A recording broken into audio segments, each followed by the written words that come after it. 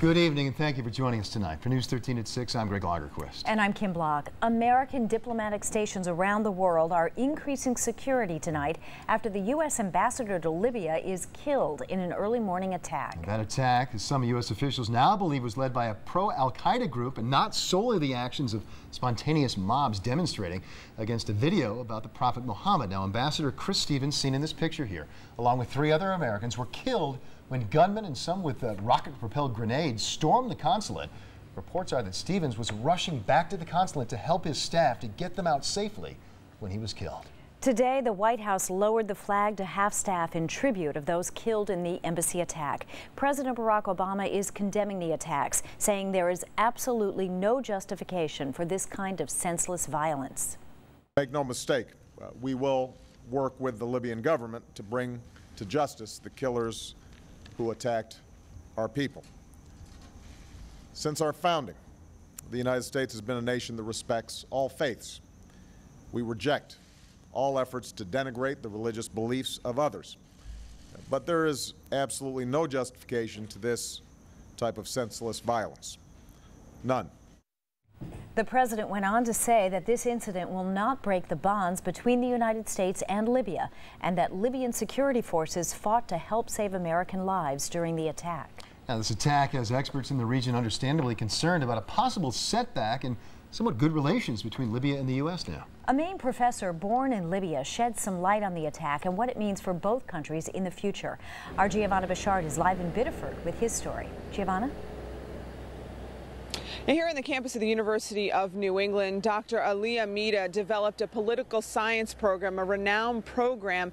He is from Libya, and since the revolution, he spoke out worldwide about the politics in that country, and now he's speaking out about this attack, saying that most people in his home country do not condone it. Now, from his office at UNE, Dr. Amida says Libya is still a country in transitioning into a democracy. He explained how his brother and sister who still live in Libya still see people walking down the streets with guns, saying the arms issue is one of the biggest as extremist groups like the one that likely killed the ambassador and 3 others act out, saying the movie was just a catalyst for the attack, adding there is a much bigger issue driving the terrorists there. And people who want to discredit and undermine the transition to a stable government. And I think that's what we have to keep in mind, that there are other groups who are, have every interest to discredit everything in Libya. And we should be aware of that. And I say to people, let's be careful and look at the larger story despite the horrors of the killing of the ambassador. Because Dr. Amida says he spoke with his family last night and says they are safe, which is the good news. He also really wanted to stress that the average person in that country is as upset about this attack as Americans are. Reporting live in Biddeford tonight, Giovanna Bouchard, News 13. All right, thank you, Giovanna. And another expert on Middle Eastern affairs in Maine also says it's important to remember the attacks were carried out by a fundamentalist minority. Dr. Selma Botman, head of international studies for USM, says the Libyan people elected nationalists, not fundamentalists. She calls the attacks disgraceful acts of rage and violence.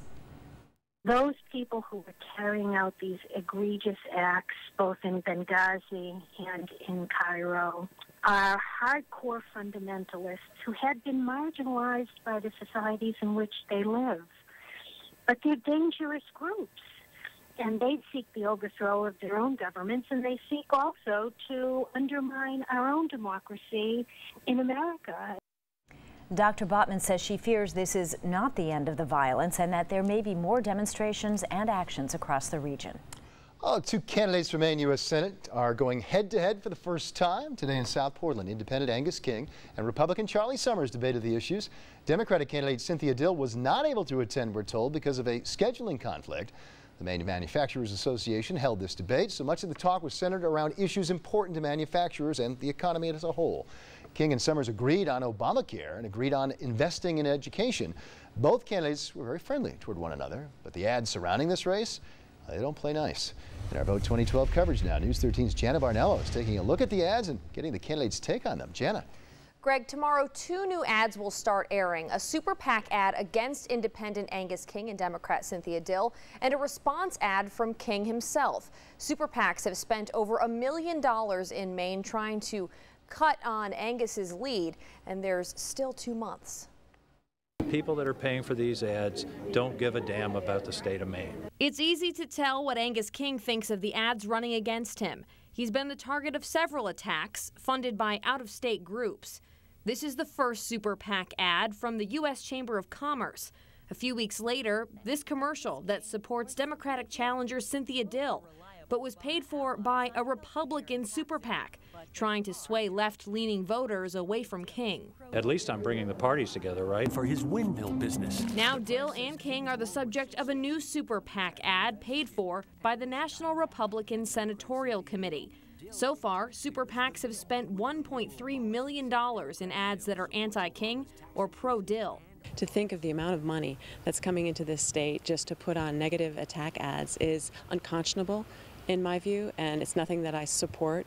I am offended that the Republican Party is trying to speak for me, at the same time trick voters into thinking that I'm putting on these ads. So the whole thing is bad news. But what about Republican candidate Charlie Summers, who in theory is benefiting from the ads? I don't have any control over what the NRSC does or the other ones. I've seen the ads. And I think, this is a political process, and that's what you're going to see. In response, King has a new ad of his own. See this guy? He says the Super PAC ads paint him as a monster and is using a movie monster, Godzilla, to get his point across. The best way to end it is for the people of Maine to not fall for it. Now, another Angus King ad is coming under fire. The Maine GOP filed a complaint with the Federal Election Commission because they say King's first ad doesn't have legal disclaimers on it. King's camp says nothing is wrong with the ad, but they'll change it to avoid confusion. Back to you. All right, Jana, thank you so much. Now an update on the investigation into the deaths of 3 people in Bangor. Officials confirm that the Maine Drug Enforcement Agency is being called in now to help with this investigation, indicating that the homicides could be drug-related. It's merely the indications at this point. The bodies of 3 people from central Maine were discovered in this burned-out car back in August. No arrests have been made so far, and investigators aren't saying whether police have identified any suspects. We now know when Amtrak's Downeaster will expand service from Brunswick to Boston. Amtrak announced today that tickets go on sale October 1st for the train service, which will feature stops in Kittery as well as Brunswick. Banners marking the announcement are going up in stations along the route today. An Amtrak spokeswoman says the added stop should mean an economic boost in those communities. We think this is going to generate a lot more intermittent travel along the line, and then it's going to be a huge economic boost to the state. The service is coming off a record year with more than 500,000 passengers. Initially, 2 of the 5 daily round trips between Portland and Boston will travel to Brunswick. The expanded service is expected to add 36,000 more passengers each year. Well, there was a skyscraper in Portland today, but it's not going to stick around. The Carnival cruise ship Glory called Portland home today. Cruise ships, of course, bring big business to Maine. When the season's over, more than 63,000 cruise ship passengers will have visited the city. Of course, that's not including thousands more to Bar Harbor. It's estimated those visitors will spend $6 million while visiting Portland. And the money goes well beyond the waterfront. Charter bus operators, they're there as well, picking up businesses and passengers and taking them up to various destinations. It's big business for them as well. The impact on southern Maine is unbelievable. I mean, I can't even begin to fathom the jobs that are created. Now, these ships are a big deal for Maine lobstermen at the moment. One cruise line has agreed to purchase more than 3,000 pounds of lobster from Ready Seafood on Commercial Street. The Glory will move on to Canada later tonight. Now, your Weather Authority forecast with Charlie DePresti. Welcome back, everyone. Our beautiful stretch of weather continues. It started off initially cool this week, but I'm already tracking a warm-up. It really begins tomorrow with many towns making it back into the 80s. In fact, highs will range from near 80 at the coastline to lower to mid-80s inland. Let's take a look at that 3-day forecast. This tells the story. Lots of sun tomorrow. In fact, unlimited sunshine on Thursday.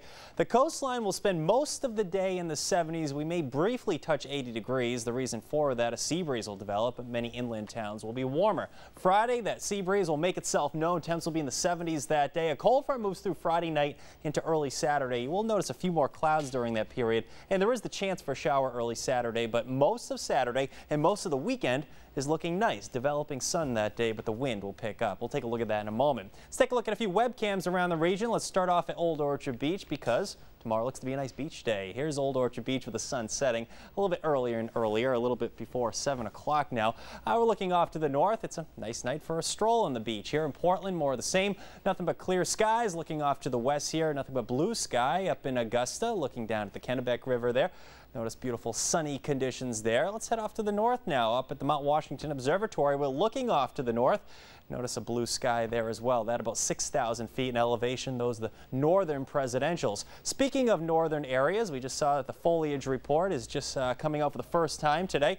Notice we're still very low for most of the state of Maine, but the leaves are starting to turn over northern parts here. And of course, that's going to inch south over the next several weeks. Satellite radar is quiet with the cool nights and, well, the longer nights, shorter days, I should say, and the cooler nights out there. We're starting to see the leaves change over northern sections, all courtesy of high pressure. That's why we have the cool nights.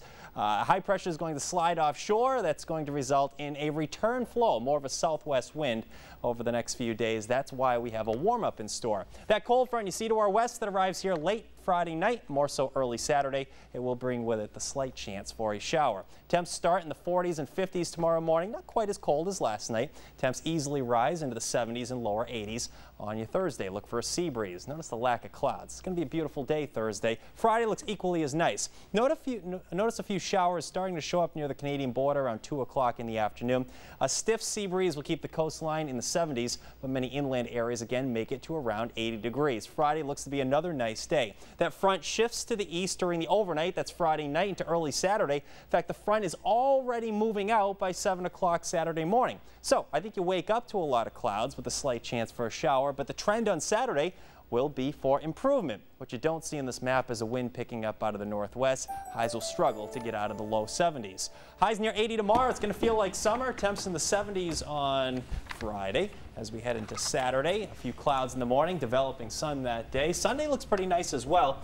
This front continues to speed up as far as the timing goes. If you remember last night, I was thinking, okay, we may see a few showers Saturday night. It's looking more and more like Friday night into early Saturday at this point, and most of the weekend should be nice. Next chance for any significant rain will be Tuesday of next week. So how does that sound for a forecast? We'll take that, right? Really nice. It does look nice. So I enjoy love tomorrow. September. All right, thank you, Charlie.